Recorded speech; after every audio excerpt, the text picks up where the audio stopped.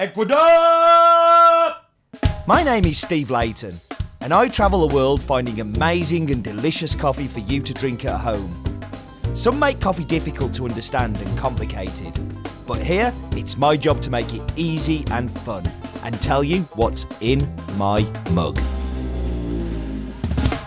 So this coffee is from Ecuador and it's Perla Chiquita. I probably ripped that name apart because I don't know so much about this coffee. It's one that's been sent us by an importer.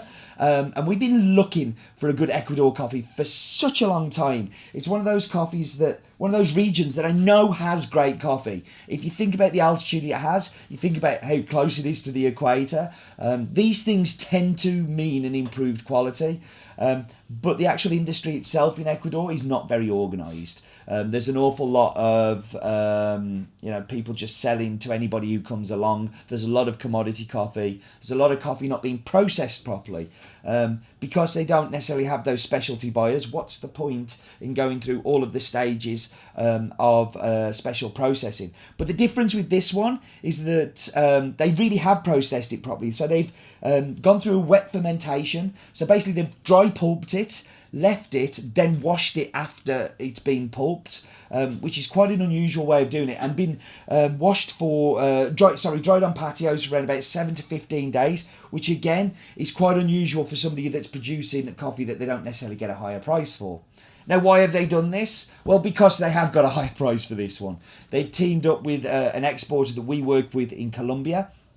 That has said, look, if you do this and you do this and you do this, it's going to improve the quality of what you're doing. So why has it taken so long to find great coffee in Ecuador? Well, it's because it's taken us so long to find a partner that's working there, that's doing the right things. But this makes me really excited for the future of that region, and I wouldn't be surprised to see more of these delicious coffees coming up in the future. Well, it's become a staple again, unfortunately. I'm really sorry for inflicting it on you, but it's time for Roland's Daft Fact of the Week again.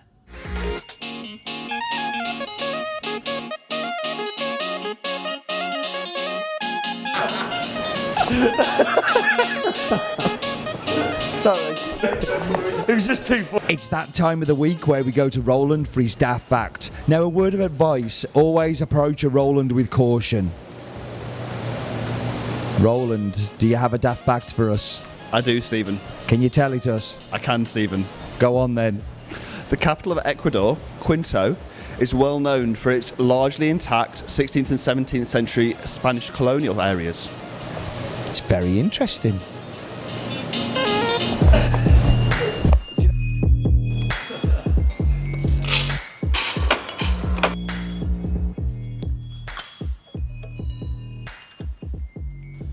Okay, so this week we are going to use the AeroPress. I've weighed out 17 grams of ground coffee. Kind of like the filter style that we've had before. You can get away with others, but like the filter style is what I like. I always go for the inverted method. So the inverted method is upside down like that. And I'm going to fill around about 180 grams of water. And then I'm going to let it sit for 30 seconds. I'm going to get my stirrer well prepared because I want to give it a little bit of a stir to make sure all the coffee is covered. Now, I don't normally approve of stirring because with stirring you're adding a little bit that you can't repeat again. But the AeroPress is such a unique brew method that it's kind of crazy anyway. So let's not get too hung up on that. So we're coming up for 30 seconds now. I'm going to quickly wash my filter. Don't want a paper taste in there. I'm going to lock it in. I'm going to turn it upside down and I'm going to push.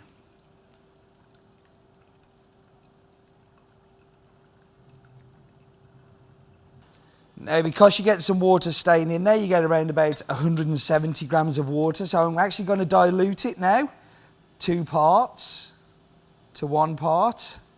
And to show you why, I'm going to show you the brew guide right now. Yes, please. Sorry, that's not one of mine. Okay, we should try this coffee. Hope you like the brew guides as well. That's getting quite old now, that one. That was the first we ever did. So I've had some emails saying that this isn't random. It is random. But look, it's in my mug. It's in my mug. Lots of people don't dilute AeroPress and they like drinking over-extracted strong coffee, and that's good for them. Good for them. I'm very happy for them. But I do prefer this slightly diluted method because what it does, it opens up the coffee. And what you get is a real like plum, a little bit of cherry, a little bit of apricot. There's a real toffee sweetness to it, which I really enjoy. And a milk chocolate feeling, not just in flavour, but in texture and on the tongue. Very, very good coffee, very delicious. And so good that we can have something fun from there. So thank you very much for joining us. As always, please do come back next week. And do remember, life is too short for bad coffee.